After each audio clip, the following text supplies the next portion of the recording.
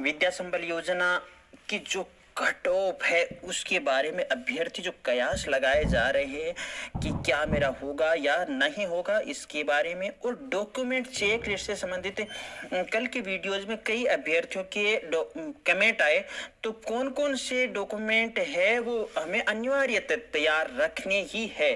उन डॉक्यूमेंटों के अभाव में हम है वो इस अस्थायी भर्ती से भी वंचित रह सकते हैं। तो वो डॉक्यूमेंटों की पीडीएफ यानी आपको मैं यहाँ पर बताने वाला हूँ। और अगर कई अभ्यर्थी जैसे कमेंट कर रहे थे सर कहीं से भी उन्होंने कैसे भी मालूम कर लिया होगा कि 5 से अधिक की रैंक आ रही है तो मैं क्या करूं इसी पर। तो ये एक अभ्यर्थियों के सहयोगार्थ छोटा सा हमारा प्रयास है, केवल अभ्यर्थियों के सहयोगार्थ है।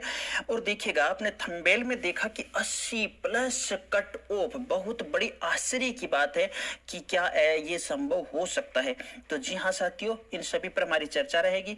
जो भी साथी चैनल पर पहली बार विजिट कर रहा है सो चैनल को सब्सक्राइब कर लीजिएगा, पास में बेल आइकन को प्रेस कर लीजिएगा, साथ ही साथ वीडियो को लाइक और अधिक से अधिक शेयर जरूर कीजिएगा, क्योंकि ये काफी अभ्यर्थियों के सहयोगार्थ है जरूर रहने वाला है वीडियो, जिसमें आपका अहम योगदान हो सके।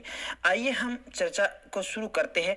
सबसे पहले आपके सामने जो लिस्टें आएगी वो लिस्टें आपकी कब शुरू होने वाली है। पहली चर्चा तो अभी अभ्यर्थी फोन करके पूछ रहे हैं कब कब अपने विद्यालय से संबंधित, तो जो आपकी अस्थायी वरीयता सूची है सो आपकी 11 को ही आने वाली है। 11 को अस्थायी वरीयता सूची आ जाएगी। उसके अंदर आप अपनी रैंक वगैरह देखोगे, परसेंटेज वगैरह देखोगे अपने विद्यालय से संबंधित।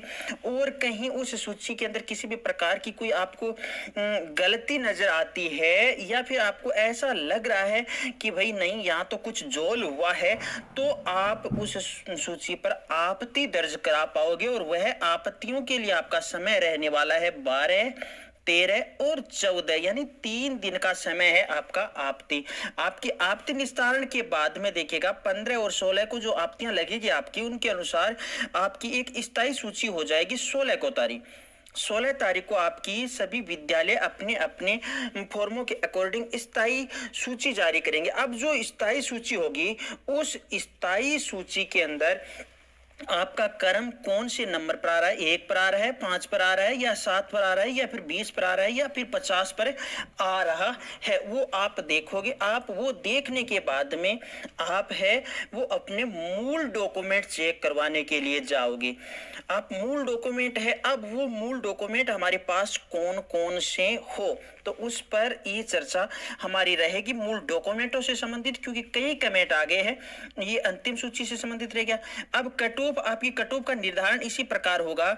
आपके देखिएगा अगर आप मान लो लेवल 2 से संबंधित हो या फिर आप वरिष्ठ अध्यापक हो तो आपके यहाँ पर यूजी प्लस आपके बीएड के अंक, जैसे यूजी के दे दिए, ये आपके बीएड के अंक आ गए और ये आपकी रीट केवल पात्रता है, इसके अंक नहीं जुड़ने वाले। 2022 में आपने की है रीट के अंक, तो यहाँ पर बताए गए कोई इनका मतलब नहीं है। इन दोनों को हम जैसे प्लस करते हैं निकालते हैं तो यहाँ पर देखिएगा 54% है।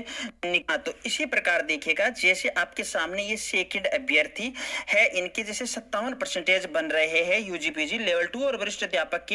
ये इसी प्रकार के आपकी यहाँ पर अभ्यर्थियों की सूची होगी दोनों टेप में, और आपके यहाँ पर जो की परसेंटेज होंगे आगे आपके सामने रैंक दर्शाई जाएगी। यहाँ पर परसेंटेज आप देख सकते हो कि कितने कितने परसेंटेज जो सिस्टम है वो चल रहा है। इसी प्रकार ये लिस्ट आपकी सूची चलती जाएगी। अब जिस सब्जेक्ट में कम होंगे तो वो सूची में कम आ जाएंगे और जिसमें अधिक होंगे सो उस सूची में अधिक आ जाएंगे। इसी प्रकार आपके यूजी पीजी यानी लेवल अगर 1 वाला अभ्यर्थी है तो उसके लिए आपके देखिएगा जो कि कक्षा 12 प्लस बीएसटीसी आ जाएगा, कक्षा 12 प्लस बीएसटीसी आ जाएगा। यहाँ पर सर्वाधिक कट ऑफ देखने को मिलने वाली है। व्याख्याता के अंदर भी कट ऑफ आश्चर्य करने वाले कई विद्यालयों में देखिएगा 85-90% प्लस भी कट ऑफ रहेगी, तो कई विद्यालयों में 50% वालों का भी सिलेक्शन होगा। ये निश्चित है, कईयों में 40 वालों का भी निश्चित होगा। तो हम यहाँ पर ये कभी किसी को नहीं कह सकते कि आपका सिलेक्शन हो जाएगा, ऐसी उम्मीद है। कहां पर कितने फॉर्म लगे, क्योंकि ये एक विद्यालय स्तर पर सब जगह अलग अलग है।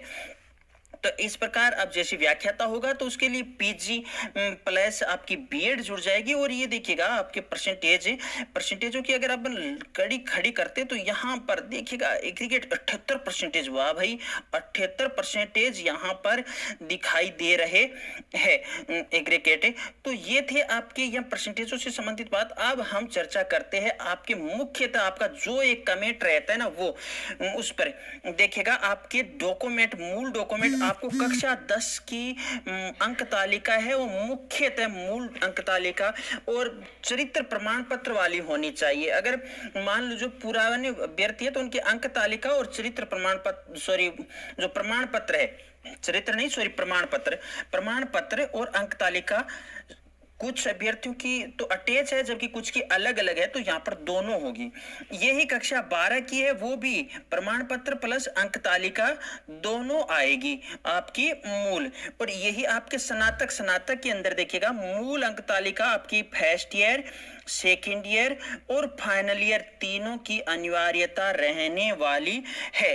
अब कुछ अभ्यर्थी कह रहे थे सर क्या डिग्री क्या, तो उसके बारे में आवश्यकता नहीं है, ऐसा कहीं पर भी कुछ प्रावधान नहीं है।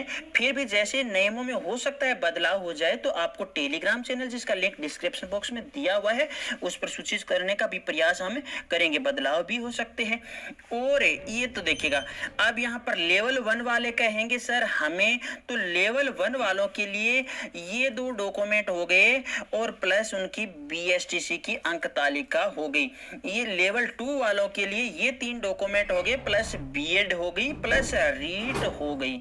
और व्याख्याता के लिए एक अधिस्नातक है, अधिस्नातक की भी आपके देखिएगा फर्स्ट ईयर और सेकेंड ईयर दोनों की होना अनिवार्य है, फर्स्ट ईयर और सेकेंड ईयर की। अब प्रशिक्षक बीएड और ये आपकी बीएसटीसी डीएलएड और समकक्ष की ये 2 डॉक्यूमेंट होने चाहिए। मतलब कुल मिलाकर के ये 6 मुख्य डॉक्यूमेंट हुए हैं और एक आपका रीट का प्रमाण पत्र 7। इसके अलावा जो भी जैसे जाति प्रमाण पत्र है, अन्य विकलांगता है, मूल निवास है, चरित्र प्रमाण पत्र है, तो यहाँ पर आपका विशेषतः देखिएगा चरित्र प्रमाण पत्र 2 वो आपने मुख्यतः मूल लगा रखे, तो आपको वहां पर लाने की आवश्यकता रहने वाली नहीं है, आपने मूल लगा रखे हैं।